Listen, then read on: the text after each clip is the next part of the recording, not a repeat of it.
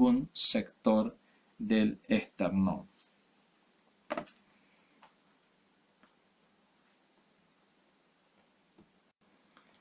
Abordamos ahora el esqueleto del miembro superior. El cuerpo humano presenta dos cinturas escapulares que unen los huesos del miembro superior al esqueleto axial.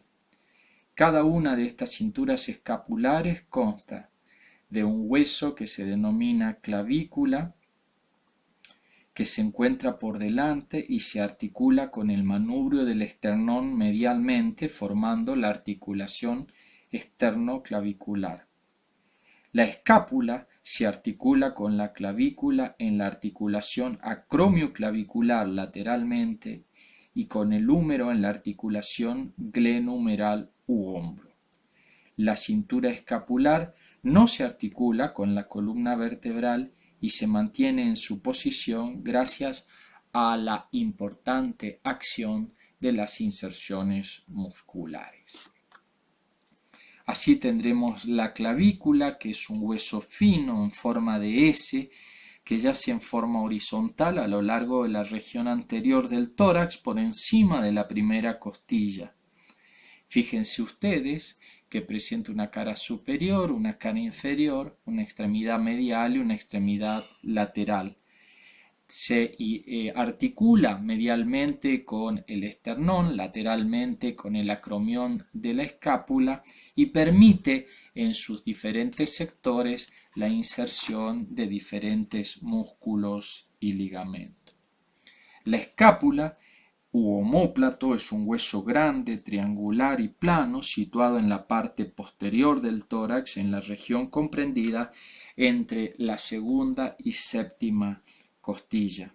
Una cresta denominada espina atraviesa diagonalmente la cara posterior, dividiéndola en dos fosas. En su borde superior se observan determinadas apófisis, como una muy importante que se denomina apófisis coracoide, y desde la espina lateralmente se origina el acromión. Al igual que la escápula, de sus diferentes sectores presenta la posibilidad de inserciones musculares y ligamentarias, y en su borde lateral se observa una cavidad articular denominada cavidad glenoidea que permite la articulación a ese nivel de la cabeza del húmero. La extremidad superior presenta 30 huesos en 3 localizaciones distintas. Podemos identificar en el miembro superior 3 sectores: el brazo, el antebrazo y la mano. Y a su vez, en la mano podemos identificar el carpo, el metacarpo y las falanges. El húmero, que constituye por sí solo el esqueleto del brazo, es un hueso grande y largo porque predomina en él la longitud sobre otras dimensiones del espacio. Como todo hueso largo, presenta 2 extremidades o epífisis, una proximal y otra distal, una parte media, cuerpo o diáfisis, y en determinado momento de la vida de la persona, ese cuerpo o diáfisis se relaciona con la extremidad proximal y distal o epífisis a través de la metáfisis. El cuerpo es de sección prismática triangular y en la epífisis proximal se observa la cabeza del húmero, que se articula con la escápula, 2 tubérculos, uno mayor y otro menor, que dan inserciones a diversos músculos de la cintura escapular, mientras que la epífisis distal presenta superficies articulares y otras no articulares.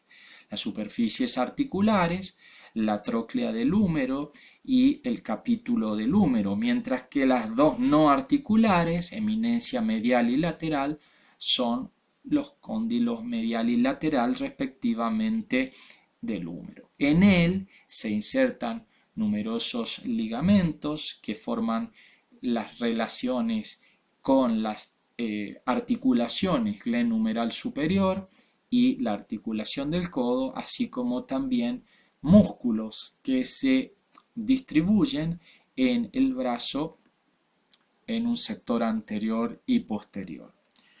El esqueleto del antebrazo está formado por dos huesos largos. Uno medial es el cúbito o ulna y uno lateral que es el radio. El cúbito es el hueso más largo que el radio y en el extremo proximal del cúbito pueden observarse el olecrano que forma la prominencia del codo. En este sector, junto al olecrano, presenta una proyección anterior que es la apófisis coronoides y que de estas dos apófisis en la cara anterior aparece una escotadura que es la escotadura troclear que se va a articular con la tróclea humeral. Asimismo, lateralmente el cúbito presenta una superficie denominada superficie radial del cúbito que va a relacionar la extremidad superior del radio con el cúbito. Distalmente el cúbito presenta la cabeza, una estructura cilíndrica y en la parte posterior se observa una pequeña apófisis o saliente que es la apófisis estiloide del cúbito. En cuanto al radio, se encuentra en la región lateral del lado del pulgar. Su extremidad proximal presenta la cabeza con forma de un segmento de cilindro que se articula, como ya dijimos, la cara superior de esa cabeza con el capítulo del húmero y el borde lateral de la misma con la superficie cubital con la superficie radial del cúbito, formando parte de la articulación del codo. A su vez presenta un cuello, presenta una tuberosidad en donde se inserta el bíceps braquial.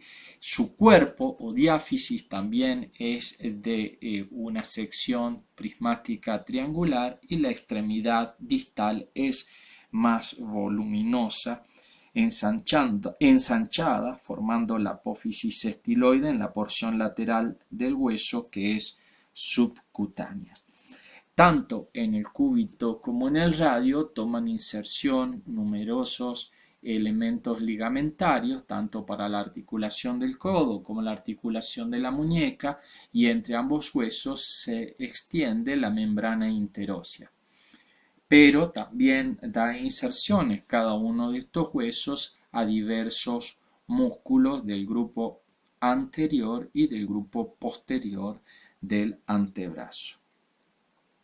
En cuanto a la mano, tenemos que la mano se divide en tres segmentos. El carpo, que es la región proximal de la mano y se encuentra formada por 8 huesos cortos denominados carpianos, unidos entre sí a través de diversos ligamentos.